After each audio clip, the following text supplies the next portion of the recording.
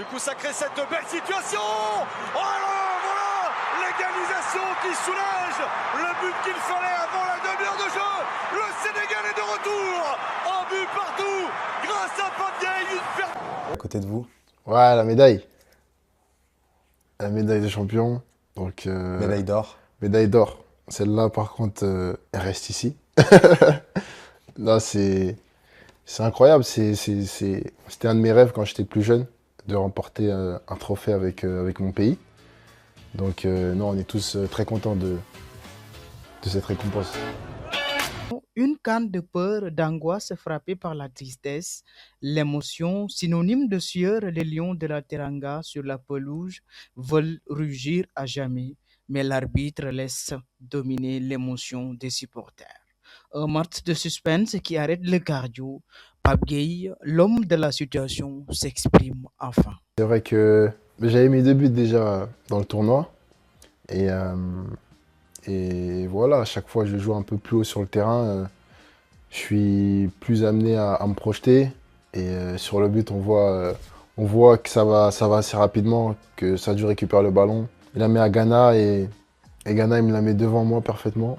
Donc j'ai plus qu'à avancer. Sur l'action, je vois que Hakimi commence à revenir. Au début, je ne le vois pas. Et quand je commence à le voir, je fais une touche en plus. Parce que je sais que je suis aux abords de la surface et c'est compliqué de défendre. Et là, je frappe, comme j'ai l'habitude de faire aux entraînements. Donc ça fait mouche. Et par rapport au match, au scénario, tout ça, c'est vraiment... Bah pour l'instant, c'est le plus beau but de ma carrière et le plus important surtout. C'est déjà compliqué de jouer cette finale. Vous savez, devant plus de 60 000 personnes, dès qu'on touchait le ballon, on était sifflé, ce qui est normal parce qu'ils encouragent leur pays. Et par rapport aussi au fait de jeu de ce qui s'est passé dans le match, en fait, c'était comme une délivrance quand j'ai marqué. Délivrer tout un pays comme ça, c'est incroyable et c'est pour ça que j'ai célébré avec de la hargne un peu. Et vous faites une CAN, vous montez en puissance. Joie, enthousiasme, amour pour son pays, l'histoire ne change pour... Ouais, déjà, c'est la deuxième. C'est la deuxième. C'est une chance de gagner déjà une CAN. De déjà participer, de la gagner et d'en gagner une deuxième. C'est incroyable. Après, il y a pas mal de choses qui ressemblent aussi à la première CAN. On était aussi à l'extérieur, c'était assez compliqué de gagner. Au début, on était même critiqué, comme là. À chaque fois que je passais en conférence de presse, je disais aux journalistes, bah, tant que le Sénégal gagne, c'est le principal. C'est vrai qu'on peut mieux faire, mais le plus important, après, on va retenir le gagnant, pas l'équipe qui a... Africain. Allez, Sadio Mané. Sadio Mané qui porte le ballon, la petite talonnade avec Ganagay qui la donne à l'opposé. On essaie de revenir, la côté marocain, Pape Gueye, Pape Gueye, Pape Gueye qui envoie le ballon dans la lucarne de Yacine Bounou et tout le bon Sénégalais qui se lève pour aller célébrer Pape Gueye qui marque le but sénégalais. Cette frappe dans la lucarne, elle est imparable.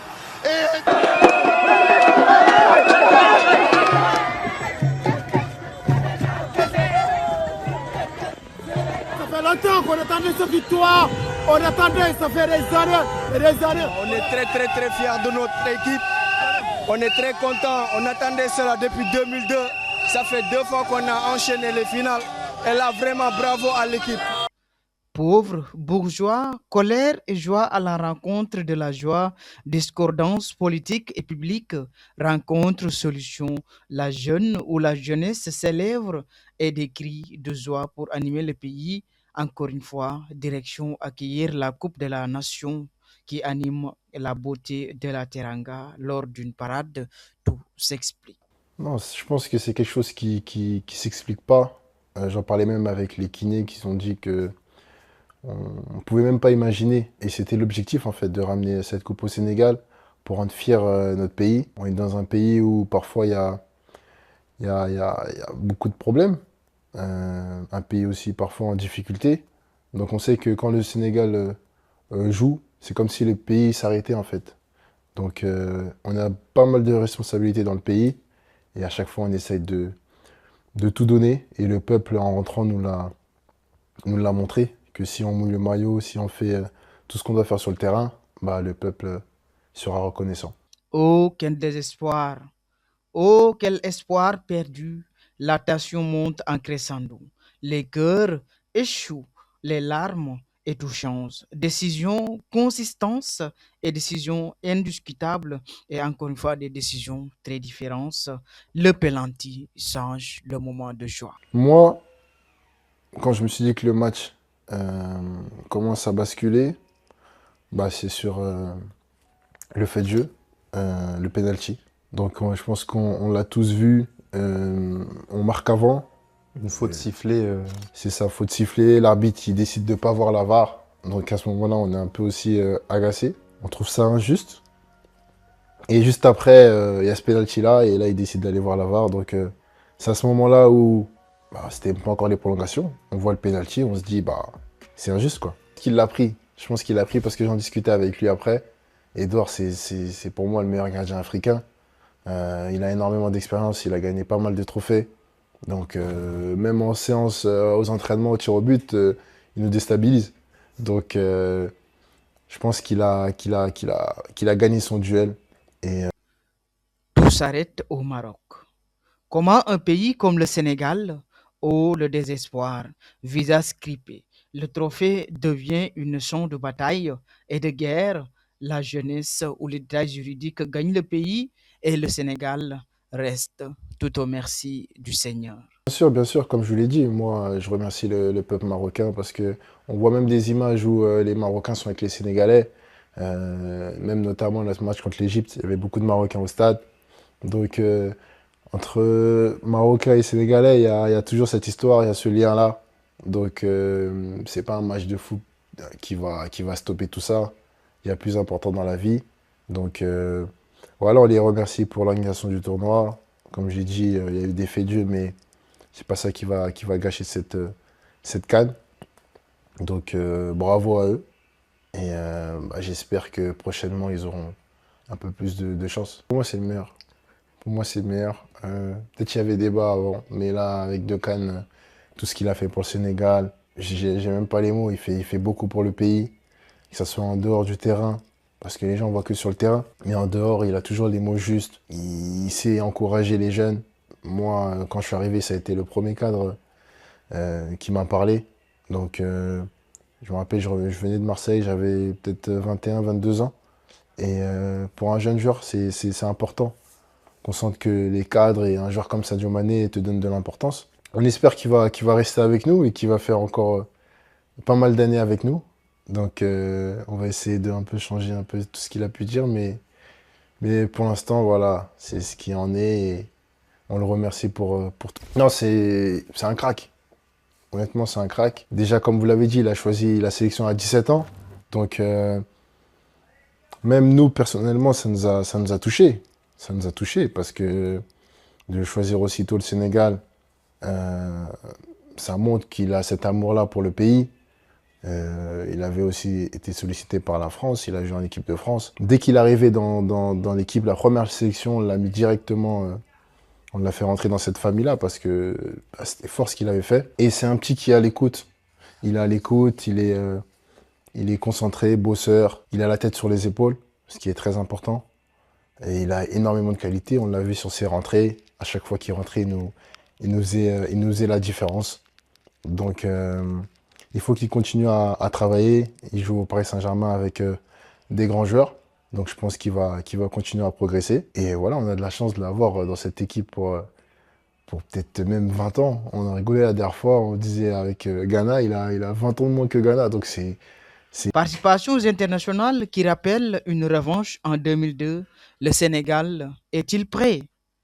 Certainement, avec ces baguettes magiques sur le terrain, ces internationaux qui permettent de faire ce revanche en 2002, le Sénégal fera-t-il face à deux mondiales ou le Sénégal fera-t-il à des décisions internationales, où le Sénégal sera-t-il prêt devant les équipes internationales?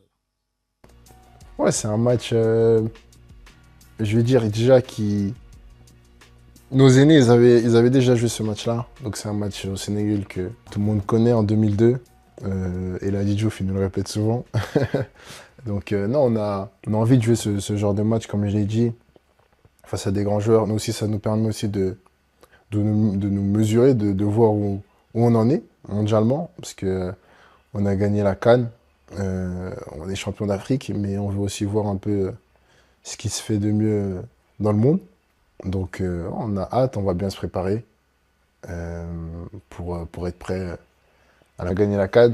On peut se projeter sur la Coupe du Monde. Et ça va être un bon match, je pense, parce que en tant que joueur, on aime ce genre de compétition, ce genre de match, se confronter à des grands joueurs. Il y a même des amis à moi de l'autre côté, on a joué ensemble. Moi aussi, j'étais en équipe de France plus jeune. Donc, c'est une petite histoire, entre guillemets, qu'on a un peu tous aussi dans l'équipe du Sénégal, parce qu'on a un peu pratiquement la même trajectoire. Donc, je pense que ça va être un bon match et nous, on a à cœur de montrer au monde entier que le Sénégal peut se battre parmi les plus grands du match. Bah, je pense que c'est le groupe.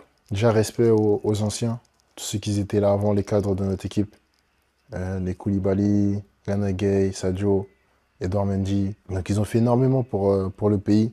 Et je pense qu'ils ont installé une sérénité dans ce groupe-là. Il y a beaucoup de respect, on s'entend tous bien. Et ça, c'est pas dans toutes les équipes d'Afrique. On n'a jamais eu de problème je sais pas, des problèmes de primes ou des problèmes où on veut pas s'entraîner. Franchement, on est dans des bonnes conditions. Et je pense aussi avec l'arrivée du coach, il a fait en sorte que tous les joueurs se sentent importants. Il dit souvent, il a pris un groupe de 28 et il y a 28 titulaires. Donc on l'a vu. On l'a vu dans nos performances, dans nos matchs. Quand il y a un sec qui rentre dans l'équipe parce que Koulibaly il n'est pas là et qui marque. On voit le jeune joueur, défenseur Mamadou Sarr, qui fait une finale extraordinaire. On voit que même les personnes qui ont un peu moins de temps de jeu, à chaque fois qu'ils rentrent, ils sont performants. Donc c'est une chance. Et c'est ce qu'on veut garder dans cette équipe. Et à 26. Mes ambitions, c'est de continuer à grandir, d'être important à chaque fois que je suis dans un club. Je suis venu ici à Villarreal pour avoir un rôle encore plus important qu'à Marseille. Et pour l'instant, c'est ce qui se passe. Je me sens bien, j'arrive à être performant et je suis très content. Après, voilà, j'ai pas mal d'objectifs. Mettre de plus en plus de buts, d'être plus décisif. Et je veux toujours plus. Donc, je veux aussi une 3e CAN. Donc voilà. Laissez un like et n'oubliez pas de commenter, partager, de nous suivre encore une fois. Et un petit pouce permettra de la chaîne de s'accroître davantage. Et n'oubliez pas de commenter et de partager sur TikTok. Vous avez Sen Podcast et sur les vidéos longues, encore une fois, Sen Podcast qui est disponible sur la chaîne. Commentez et partagez si vous aimez Pape Gueye, le sauveur du monde ou le sauveur du Sénégal lors de la CAN, de la Coupe d'Afrique des Nations. Merci de mettre en commentaire et de mettre surtout des likes pour Pape Gueye et au revoir. D'ici là, portez-vous bien. Bisous, au revoir, ciao, ciao. Il y a l'échappée avec une suspicion de hors-jeu, mais ils vont jouer le coup à fond. Mauvaise passe d'Ismaïla Sarr de toute façon. Alors il lève pas. Jackson en retrait, Pape Gueye pour le deuxième. Le doublé de Pape Gueye pour permettre au Sénégal de mener avant la mi-temps. Ça va beaucoup mieux avec ce... Un arbitre nord-africain. Allez, Sadio Mané qui porte le ballon, la petite talonnade avec Gana Gueye qui la donne à l'opposé. On essaie de revenir, la côté marocain, Pape Gueye qui envoie le ballon dans la lucarne de Yacine Bounou et tout le bon Sénégalais qui se lève pour aller célébrer Pape Gueye qui marque le but sénégalais. Cette frappe dans la lucarne, elle est imparable et